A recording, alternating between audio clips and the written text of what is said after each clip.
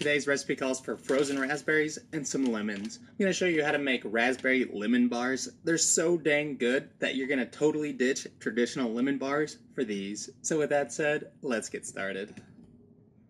The first thing we need to do before we start these sweet treats is preheat the oven box. Set the temp to 355 Fahrenheit or 179 degrees Celsius. While that's becoming hot and steamy, we can start making the shortbread crust for our dessert. Snag the bowl of a stand mixer or any large bowl that you have on hand. To that, add half a cup or 100 grams of some granulated sugar. Following the cavity creator, add the zest of 2 medium-sized lemons. Zest the citrus fruit over the sugar. The reason being is, during the zesting process, the lemon is going to shoot off a very small amount of natural sugars, oils, and juices. We want to catch all those flavors in our bowl. Avoid zesting any of the white part, it's known as the pith, and it's bitter in taste. Ensure you knock off any zest that may be stuck to your tool. Hang on to your naked lemons, we'll use them later. Now that all the zest is in the bowlski, we need to mix it with our sugar. You can use a whisk for this task, but I found using your built-in grabbers is a bit easier and better. Do this for a minute or two, or until the air becomes fragrant in smell. The sugar will also start to turn yellow as well. Doing this task will help extract more flavor from the lemon skins, because the coarse sugar grains will beat the delicate zest up, releasing the flavor it holds. Now that you've laid the hurt down, toss the bowl onto the stand mixer with a paddle attachment, or snag a hand mixer. With the stand mixer going on low speed, dump in 1 cup or 226 grams of softened unsalted butter. We need to cream the butter and sugar together on medium to high speed for around 3 to 4 minutes, or until it becomes lighter in color, has become smooth looking, and has increased in volume. Periodically stop to scrape the sides and bottom of the bowl. Oh yeah, don't forget to scrape the attachment as well. After the butter and sugar has been creamed together, we'll add some flavor additives. Drop in 1 tablespoon of some vanilla extract. Following that, pour in a 1/4 teaspoon almond extract. To enhance all the flavors, make it hail a 1/4 teaspoon sea salt or any other type of fine grained salt. Give the stuffs a quick mix up to incorporate everything into one mixture. Give the attachment and the bowl a good scrapey before we add the next ingredient.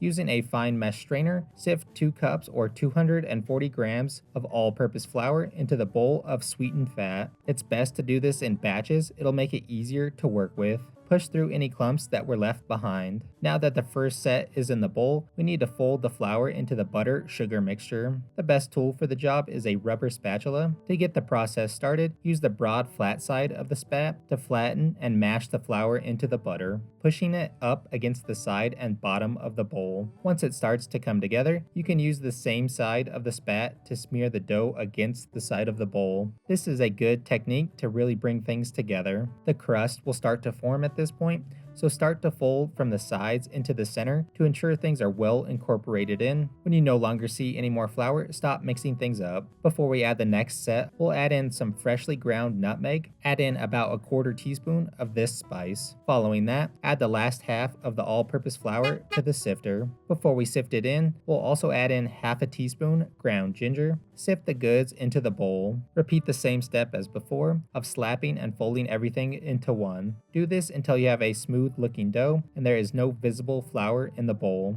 Do not overwork your dough. Doing so will activate the gluten in the flour, giving us a dense, hard shortbread cookie. We do not want any of that business. Your arm would probably fall off before the gluten actually started to form, but just keep this in mind when you're folding to not overmix. Now that your arm is super tired, grab a 8x8 square pan and some parchment paper. Pull out enough paper that will give you a few inches on each side. We need to line our dish with the paper. Before we do that, we need to very lightly grease the pan with some oil. Hit the bottom and sides really well with the oil. This will help the paper stick to the pan while also helping our finished dessert release. To help make the crinkly paper fit, we need to do some arts and crafts. Flip the paper over so it doesn't curl on you when you try to cut it. Put the pan upside down atop of the parchment right in the middle. When you've done that, using a pair of kitchen shears, cut the corner of the paper to the corner of the pan. Flip everything back over and toss the paper in. Ensure the entire pan is covered with the parchment. tuck the corners in. If you have a large amount of excess paper, cut it off. Leave yourself a little flap of paper on two sides. We'll use it to pull the dessert out of the baking dish. Now that you've given every finger a paper cut, we need to toss our dough in. Add about half of the shortbread base in and give it a quick smooth out. Add the rest of the goods into the pan. Using your hand or a rubber spat, flatten the dough out into one even layer of crust. Ensure you get the dough in all the corners and sides of the dish. A small offset spatula is the best tool for this task of making everything into one even smooth layer. Snag the pan and toss it into the preheated oven. We'll blind bake the base for 20 to 25 minutes or until the edges of the dough starts to turn a golden brown. This time will give us a chewy base texture. While that's baking, we can get our filling made so it's ready to go once the crust is done. Snag a liquid measuring device and a fine mesh strainer. To the catcher, add 1 cup or 120 grams of defrosted frozen raspberries. Using a spat or a spoon, mash the fruit with as much strength as you can muster. We're shooting to collect a 1/4 cup or 59 mils of the raspberry juices. Go ahead and toss the raspberry pulp. Grab a medium-sized holding device. To that, add in 1 cup or 200 grams of granulated sugar. Add the zest of 2 medium-sized lemons. We'll repeat the same steps as we did with the shortbread base by beating the zest up with the sugar. Next, add in a 1/4 teaspoon sea salt. Give that a quick mix up. Following that, sift in half a cup or 60 grams of all-purpose flour into the bowl. Whisk your face off to bring everything into one mix. Next, we need to make our lemons cry by juicing them all. Use whatever juicing mechanism that you have on hand. Whatever method you decide to use, ensure you strain the juice to catch any of the pulp and seeds that may be present. We're looking to have a half a cup or 118 mils of the freshly squeezed lemon juice. Now that you've made all your fruits into juices, we need to bring the bowl of sugar back into the frame. The next ingredient we need to add to the bowl is 3 large room temperature eggs. It's best practice to crack the eggs into a separate container to ensure we do not add any shells by accident. Add the eggs in one at a time, whisking them until just incorporated in before we add the next one. It's imperative you do not overmix the sugar and eggs together. Whisk it until the sugar has been fully mixed into the eggs. Things should look smooth. We do not want to over whisk the filling. Doing so will incorporate too much air, which in turn will cause a ton of air bubbles, which will cause the top of our dessert to look ugly. Add the lemon juice to the bowl of goods. Give it a quick mix in. Following that, add the raspberry juice in. Whisk your face off to fully incorporate the juices into the egg mixture. Do this until everything is one even color of goods. Set this aside to allow any air bubbles to come to the top while we wait for the base to finish baking. When the timer goes off, pull the pan of shortbread out of the oven. Immediately pour the filling into the pan. Do not allow the crust to cool down. If you let it cool, it will shrink in the pan, which in turn will cause the filling to go underneath the crust. This will end up giving you a final result of your bars looking like you've baked them upside down. I've seen it happen in real life. If there are any air bubbles present on the top of the filling, we need to pop those things. You can use a kitchen torch to get rid of them. If you don't have an adult present to supervise while you play with fire, use a toothpick to pop all the bubbles. A few small ones here and there is fine, just ensure you take care of any of the large ones. When that's been accomplished, gently grab your pan. Softly huck that thing into the preheated oven on the middle rack for the best results. Set a timer to bake the goods for 17 to 20 minutes or until the edges have completely set up and the center is slightly set. I checked mine at 17 minutes and things were not set quite yet, so I baked it for another few minutes. Times may vary depending on how hot your oven runs. When the buzzer rings, pull the sweet treat out of the heat. The best way to tell if things are done is vigorously shake the pan. The dessert should have a slight wiggle and jiggle to it. It should not be or look liquid-like at all. If it does, it needs to be baked for a few minutes longer. If it's good to go, we'll allow it to cool on a wire rack until it hits room temperature weather. When it's cool to the touch, wrap it with some type of protective layer. Once that's done, snag the pan of goods.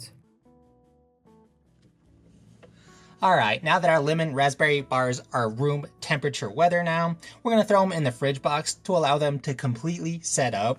You can let them chill for at least an hour or two, or if you have real patience like I do, I'm going to let them hang out overnight. So we'll see you tomorrow.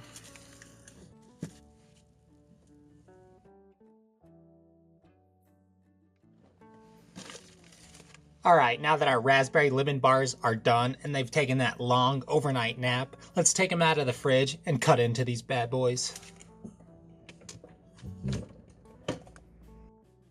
Unwrap the pan of diabetes. Using the parchment paper as handles, pull the treat out of the pan. Dust the bars with some powdered sugar. It's best to sift the sugar over the bars for the most aesthetically pleasing look. It'll also help break up any sugar clumps that may be present. Use about 2 to 3 tablespoons for this task, or use as much as your little heart desires. If you're not serving the bars immediately, wait to dust them with the sugar. If you do it too soon, the bars will soak up the powder and you'll have to do it all over again. So hit them right before serving. Anyways, on to the hardest part of this entire recipe, which is cutting the dessert into little squares. Use your favorite cutting tool for this. In theory, this should work, but I seem to be terrible at making it work. To help make clean cuts, wipe your blade off with a wet paper towel. Cut those into 2 or 3 more sections, depending on how big you want your pieces to be. It helps if you lightly score the top to gauge how big your pieces will be. Once those cuts have been made, we need to make horizontal cuts to make some squares.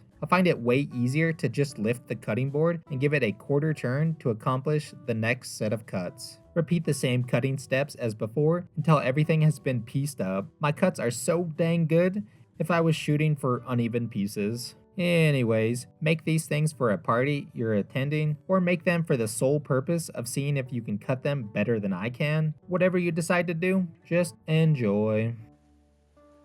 Alright, now that our lemon raspberry bars are done, let's give them the old tasteroo. They came out looking very tasty. The crust on the bottom looks super thick.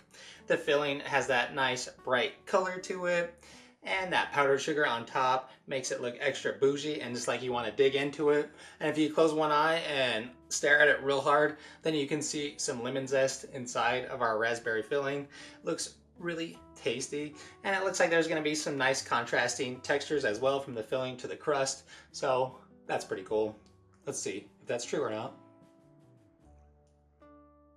These things came out super dang good. The crust itself is nice and rich and fatty and has a faint hint of the vanilla extract, the almond extract, and that ginger powder in there, which is super tasty. The filling is like the main component of these things though. The raspberries bring that nice raspberry fruitiness to the table with a little bit of tartness. The lemon juice and the zest helps cut through that fruitiness and the richness of the crust as well. And of course, it's super tasty with the raspberry. Those things are like a match made in heaven. The confectioner sugar on top brings a little bit of sweetness to the table as well. They're not overly sweet, it's just the perfect amount of sweetness. Texture-wise, the filling is nice and ultra smooth, but you get a little bit of chewiness and some crunchiness from the crust, so it's the best of both worlds. Overall, these things are just really good. These bars are super simple to make, and they would make for the perfect summertime dessert. You can easily customize these things as well. Maybe add some cocoa powder to the crust so you get that super rich chocolatey goodness, or swap the raspberries for some blueberries because lemon and blueberry are delicious together. So hopefully you enjoyed today's video. Thanks for watching. And I'm gonna go give these to my friends and family because I really don't want them. So I'm gonna go do that, and we'll see you on the next one. Thick.